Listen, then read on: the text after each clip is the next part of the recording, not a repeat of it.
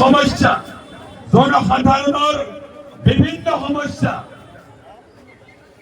সমাধানৰ বাবে বিভিন্ন মঞ্চত উপযুক্ত ধৰণে তাক উপস্থাপন কৰিবলৈ সক্ষম হৈছে।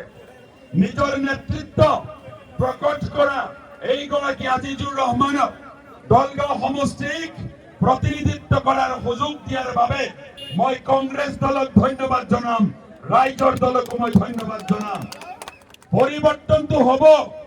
আজি যিসকলে এই দলগাঁও সমষ্টিত অপশাসন কৰিলে তেওঁলোকৰ পৰাজয় এইবাৰ আপোনালোকে দেখিছে দলগাঁও সমষ্টিত যিগৰাকী বিধায়ক আছে সেই বিধায়কৰ কেলেংকাৰীৰ কথা আজিৰ তাৰিখত গোটেই অসমত ফাদিল হৈছে আৰু দলগাঁৱৰ ভদ্ৰ জনতাই এনেগৰাকী কেলেংকাৰীৰ নায়ক বিধায়কক পুনৰবাৰ বিধায়ক হোৱাটো নিবিচাৰে।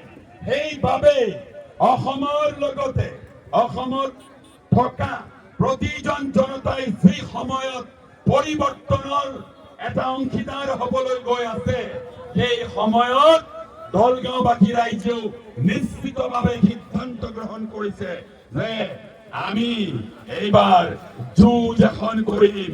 কি কৰিম? যুঁজ এখন কৰিম আৰু সেই যুঁজত আমাৰ জয় নিশ্চিত হ'ব। মই আপোনালোকক আহ্বান জনাম, আজি আপোনালোকৰ এই শক্তি, আপোনালোকৰ এই অংশগ্ৰহণ দলগাঁও সমষ্টিৰ প্ৰতিজন ভোটাৰে দেখিব। আপোনালোকৰ বিবেকবান সিদ্ধান্তত মই সালুট জনাইছো।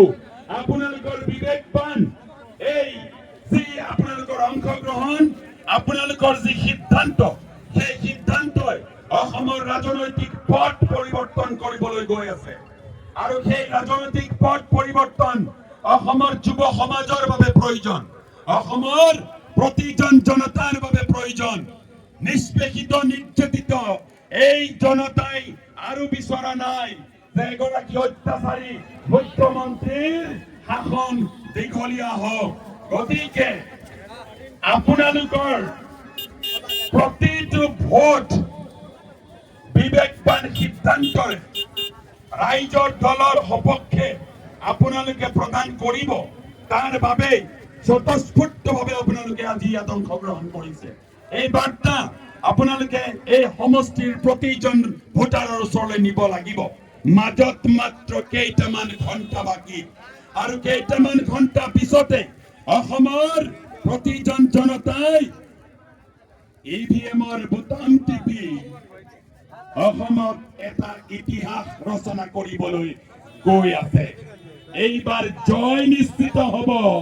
দলগাঁও সমষ্টিৰ আকাশে বতাহে এটাই শব্দ উচ্চাৰিত হৈছে, জয় কংগ্ৰেছ, জয় ৰাইজৰ দল। ছবিটো এটাই, চিলিণ্ডাৰৰ ছবি।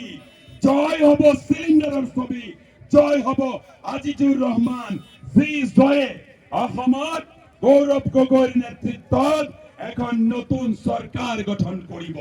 গতিকে মই বেছি দীঘলীয়া